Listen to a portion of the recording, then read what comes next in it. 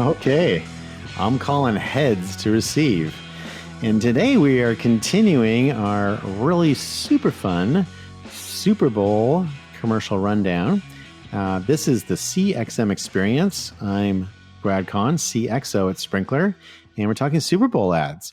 You know, one thing I'll just sort of extemporize on for a moment here is it is a little bit disappointing / surprising to me at how little like online engagement was overtly driven by the ads. Did you notice that? Like there at one time, like people would have like you could Shazam the ad. That's kind of gone now, but that was like a thing for a while.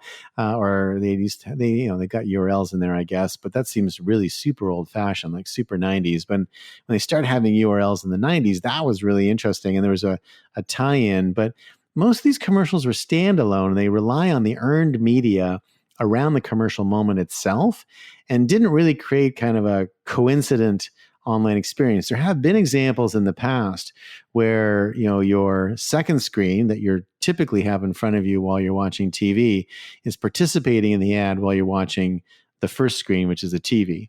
Or depending on your perspective, potentially your first screen is your laptop or your iPad, and the second screen is a TV. But nonetheless, there was a two-screen experience. And I didn't see a lot of two-screen experiences. I saw a lot of very broadcast-oriented, non-conversational advertising in the Super Bowl ads, which I thought was interesting and a little surprising, but you know, still some very enjoyable stuff. So let's talk about some stuff I liked today, because I kind of was trashing mostly the ads yesterday. And I want to go to one that I don't know why, I just loved it. And it is a strong possibility, just to be clear, and this is like full transparency here. You know, I lived in Seattle for a dozen years. You know, I'm obviously, well, maybe not obviously, but I am a dyed-in-the-wool, lifelong Miami Dolphins fan. And now that I finally live in Florida, I'm like, oh my gosh, I can finally sort of root for the home team. Tampa Bay Buccaneers, I know, are actually probably close. I don't know. I'm probably equidistant from the Tampa Bay Buccaneers and the Miami Dolphins, which is actually very convenient. I can decide to support whomever I want. But it's pretty nice to be in the place where the team you actually like is playing. But I became a Miami Dolphins fan because I learned about football at sort of a very young age at my dad's feet, watching the Miami Dolphins, Larry Zonka, and et al. Putting in the perfect season. And I thought, wow, that's an amazing team. They never lose a game. I'm going to be a Miami Dolphins fan. And what has followed has been decades of absolute heartbreak.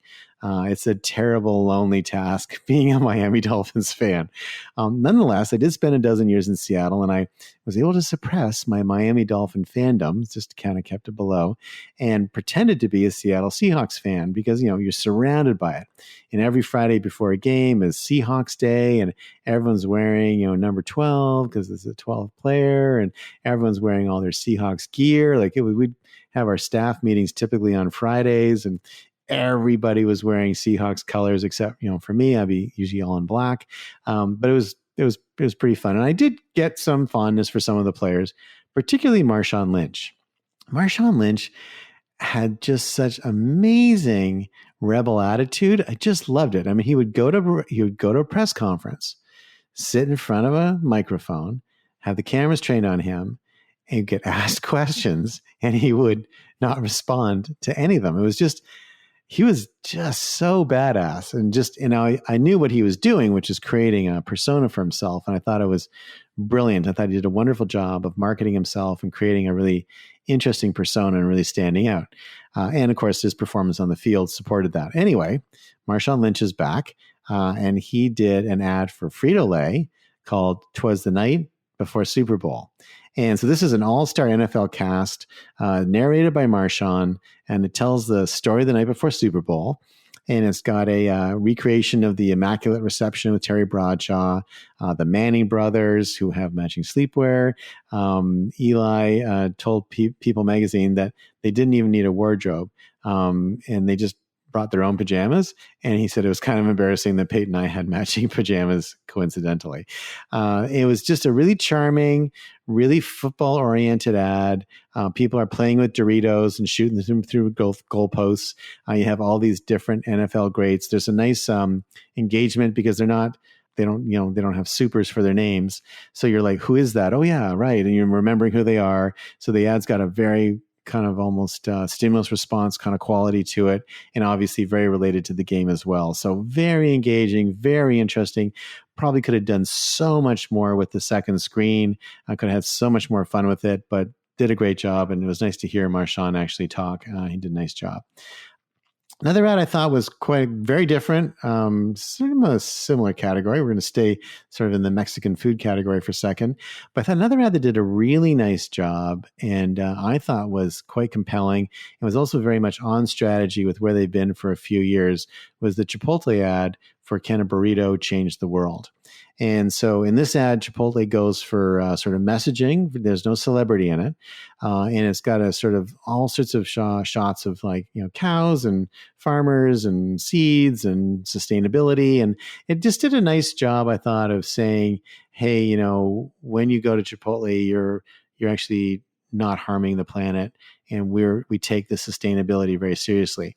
They've been running this theme for many, many years. This is not the first time they've talked about it, but I thought they did a nice job of doing it in the Super Bowl. The timing felt right, felt very appropriate. And at the moment that they played that ad and the moment that I was in when the ad came on, it just landed perfectly. And I loved it. A third one that I'll sort of hold out is just, I don't know, I've actually seen it a few times now online because I loved it so much.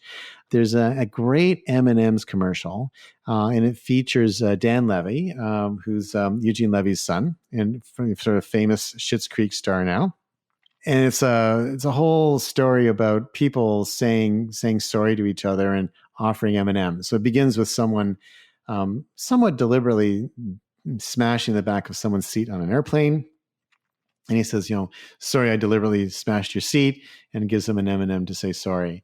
And there's a number of scenarios. My maybe two favorite ones is the someone gets up from the confessional and then hands the priest a package of M&Ms and says, sorry you had to hear that. I don't want to know. And then there's one with a Karen where she says, sorry, they called you Karen. And then the character says, well, my name is Karen. And then she hands her another bag and says, sorry, your name is Karen. That was very woke and very sort of the moment. But what's kind of neat about the ad is it's non-celebrity in the beginning of it. And then, Dan Levy comes on and he's like, sorry, and he's actually talking to two M&Ms. And he says, sorry, I've been eating, your kind, and I won't do it anymore. And then you see a captured M&M in his car screaming and pounding on the windows trying to get out, and Dan's like, well, maybe just one more. So I love the darkness of that. Is quite funny, and the ad is very charming, and M&M's always does a nice job of bringing it to something that's amusing that you want to sort of watch again and again. So those were sort of three that I'll sort of highlight as being sort of great ads. In all three, I really feel like they could have just done more to get me engaged, done more to like maybe not just watch it, done more to sort of pull the audience in, done more to have more fun with it, and certainly done more online. One last thing I'll sort of mention before I kind of come back on this tomorrow, and I do want to talk about the Disney Plus and Paramount Plus campaigns, which were both great. But I want to sort of just touch on WeatherTech for a second. And they had a couple of ads during the big game, and they're basically pro-America commercials. WeatherTech, of course, being the company that makes the mats that go in your car, and they're specially measured to fit in all the different car types that are out there. They've got an amazing selection, and they're all laser cut to be super duper accurate. And the message was quite simple, which was surprising in a way, because I'll be curious to see how this sells. But instead of selling the product, and the product benefits of WeatherTech are actually pretty demonstrable and pretty interesting and pretty well understood. What they did is they just said, made in America, always made in America. We don't have to bring jobs back. We've always been here. And so this very strong pro-America stance, without becoming jingoistic and without becoming politically fractured, I thought was very interesting. So good on you, WeatherTech. Nice job, and enjoyed the ads. And it was nice to see the Americana during the most American of all festivities, which is the Super Bowl.